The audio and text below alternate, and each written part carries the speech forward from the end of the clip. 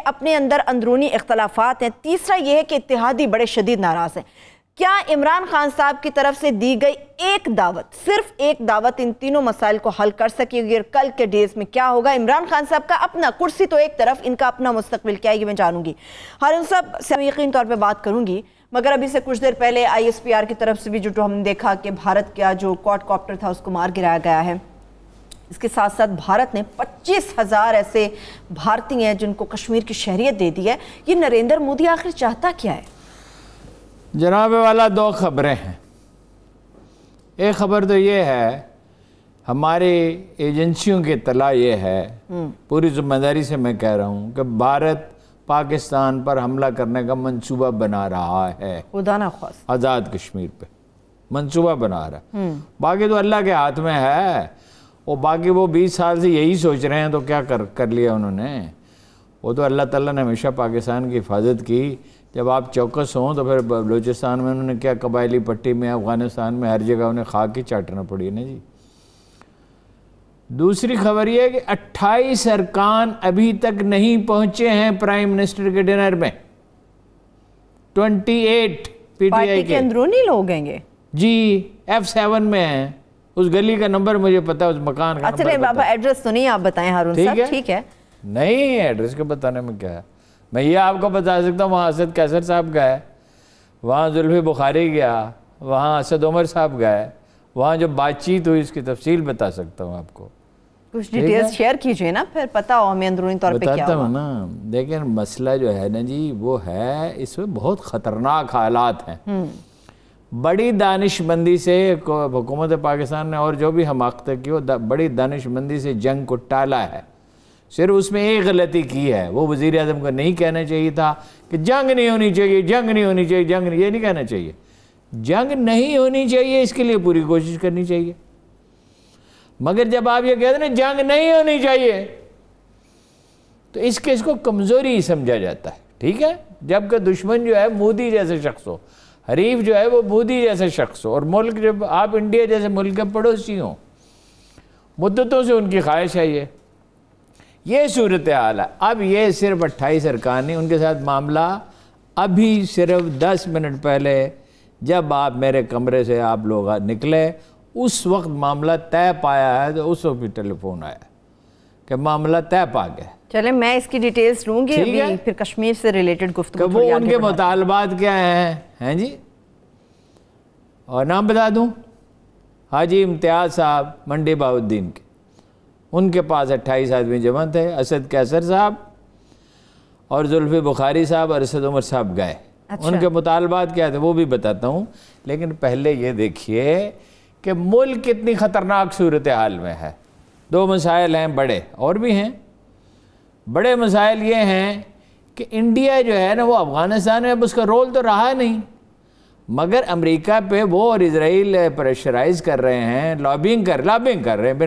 In fact اس کو pressure ہی کہہ لیں کہ بھئی پاکستان کو طاقتور نہیں ہونا چاہیے. پاکستان اس پوزیشن میں نا یہ آپ کی بات نہیں مانیں گے. یہ وہ لوگ نہیں ہیں، یہ وعدہ بھی کر لیں گے اور پھر آپ کی بات بھی نہیں مانیں گے. دیکھیں نا پاکستان نے امریکہ کی افغانستان میں بات تو اس طرح نہیں مانی جیسے وہ چاہتے تھے. وہ تو یہ چاہتے تھے کہ پاکستان اپنی ساری طاقت جھونک دے اور اپنی ساری صلاحیت اور بٹرے کر دے اور افغانیوں کو، اور الگ امکانہ بات ہوتی ہے. امریکیوں کو خود واپس جانا پڑا، خود واپس جانا پڑا. جتنا تعاون ہو سکتا تھا ٹیررزم کے خلاف کیا. مگر یہ تو نہیں کر سکتے کہ افغانوں اس نے خود کہا کہ میں 1 ملین آدمی مار ڈالوں تو افغانستان میں امن ہو سکتا ہے، تو مار ڈالے نا. ایسے تھوڑی ہوتا ہے.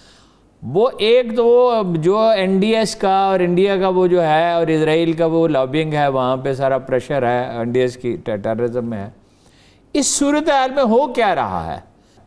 اس صورتحال میں ہو یہ رہا ہے کہ امریکہ یہ چاہتا ہے کہ انڈر پریشر رہے حکومت، اور پاکستان انڈر پریشر رہے حکومت اسٹیبلشمنٹ. کیا اس میں سیاستدانوں کا بھی میں فی الحال نام نہیں لوں گا. سیاستدانوں سے رابطے کیے گئے ہیں کہ حکومت پہ نہ صرف پریشر رکھیں، اسٹیبلشمنٹ پہ بھی پریشر رکھیں، یعنی کہ وہ اور یہ کہیں سلیکٹڈ، اور یہ کوئی حکومت نہیں ہے اور اس کو ہر وقت مستقل دباؤ میں رہے. بھائی بات یہ ہے، یہ پہلی متنازع حکومت نہیں ہے. متنازع نواز شریف کی متنازع تھی، نکال دیے گئے.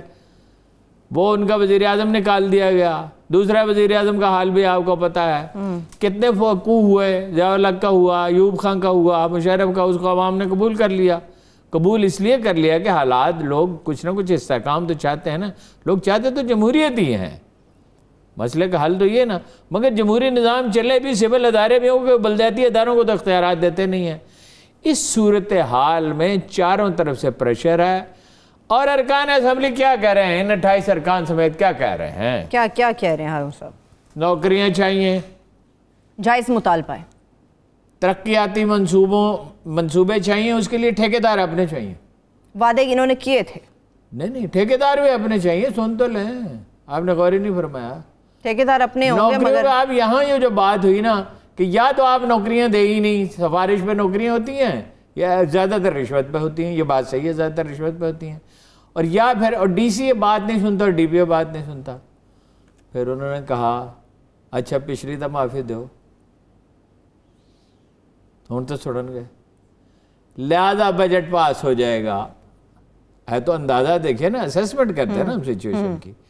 آپ کو پتا ہے پریس کانفرنس میں جو کی بلاول بھٹو نے اور خواجہ آصف تھے، تو اس میں جماعت اسلامی کا آدمی بھی موجود تھا۔ جی بالکل، انہوں نے بھی بات چیت کی، ٹھیک ہے، اور باقی پارٹیاں جو ہیں وہ بھی تیار ہیں کہ بھائی منظور نہیں ہونے دیا جائے گا۔ میں ذرا لوگوں کے ایک دفعہ انہیں یاد کرا دیتی ہوں، ہم نے یہ ریاض صاحب کا جو ساٹ ہم نے چلایا تھا، اس میں راجہ ریاض بھی تھے، یہ جو چلے میں پھر سنا ہی دیتی ہوں، چلے پروڈیوسر صاحب ذرا راجہ ریاض صاحب کی گفتگو سنائیں، واپس آ کے اس پہ بات کرتے ہیں۔ راجہ ریاض، مجھے دکھ سے کہنا پڑ رہا ہے کہ عمران خان صاحب کی حکومت میں ٹوٹل طور پہ بیوروکریسی نے قبضہ کر لیا ہے۔ اب ایک چوائس ہے کہ یا تو میں عمران خان کو ووٹ دوں کیونکہ میں ان کے ٹکٹ پر الیکٹ ہوا ہوں، اور دوسری چوائس میرے پاس یہ ہے کہ میں استعفیٰ دے دوں اور ایم این اے شپ چھوڑ دوں۔ اور ایک میں نہیں، تحریک انصاف کے بہت سے لوگ تحریک انصاف کی جو پالیسیاں ان کی وجہ سے سخت ناراض ہیں، نالاں ہیں۔ حالانکہ پی ٹی آئی میں ایک گروپ بھی موجود ہے جو 20-22 لوگ ہیں اور وہ اکٹھے ہیں، وہ بھی سخت ناراض ہیں، ان کے ساتھ حکومت رابطہ کر رہی ہے، یہ مجھے پتا ہے کہ وہ سخت ناراض۔ 20-22 کی راجہ صاحب بات کرتے ہیں، 28 آپ نے کنفرم کر دیا، ان میں راجہ صاحب بھی شامل، گنے ہوئے 28 جب میں اس کمرے کی طرف چلا ہوں تو ڈنر کی طرف روانہ ہوئے، وزیر اعظم بھی نہیں پہنچے ڈنر میں، ذرا سا ڈنر لیٹ ہو گیا، اس کی وجہ سے میں نے آپ سے کہا تھا سب سے الگ الگ بات کی جائے گی۔ بالکل ایسا ہی، ایم کے ایم سے تو بات چیت بھی سنا ہے، اس کے پس منظر میں ایک اور شخص بھی ہے۔ کون؟ اس کا نام ہے جہانگیر ترین صاحب۔ جی یہ آپ بلاک کے راجہ ریاض صاحب نہیں، ایک مطلب ان کا بھی عمل دخل ہے، کچھ مطلب ان کے جو حامی ہیں وہ انہیں منع تو نہیں کر رہے نا کبھی آپ نرمی کریں، یہ تو نہیں کہہ رہے، یہ وہاں سے بیٹھ کے یہ میسج تو نہیں دے رہے آپ جائیں ووٹ دیں، نرمی کریں۔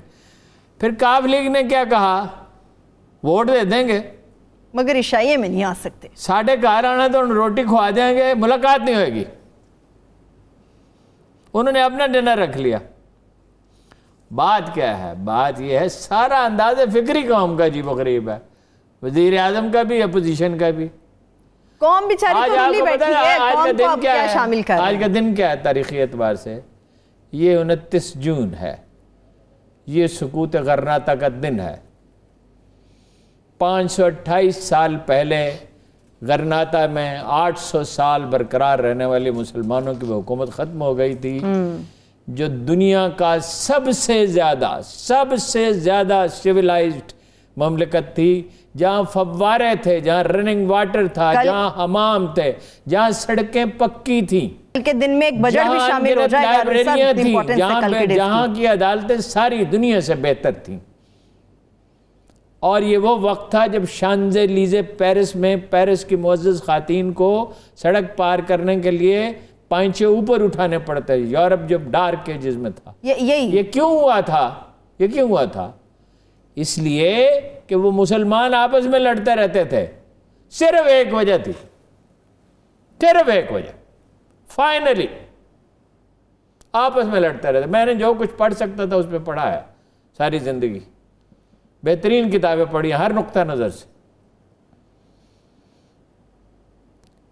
یعنی عدالتوں کا حال یہ تھا وہاں پہ، ایک زمانے میں ایسی عدالتیں بھی رہی ہیں کہ بادشاہ کو طلب کر لیا اس نے جائیداد کے جھگڑے پہ، قاضی نے، اور بادشاہ نے لکھ کے بھیج دیا اپنا موقف، اس نے کہا نو، ان پرسن، قانون یہ ہے، اس کا چچا بگڑا بادشاہ کا، تو اس نے کہا بھائی قانون تو یہی ہے، اب قاضی کہتا ہے تو میں چلا جاؤں، کوئی بات نہیں، میں نے اپنا موقف دینا ہے، میرا موقف میں اپنے کو صحیح سمجھتا ہوں، تو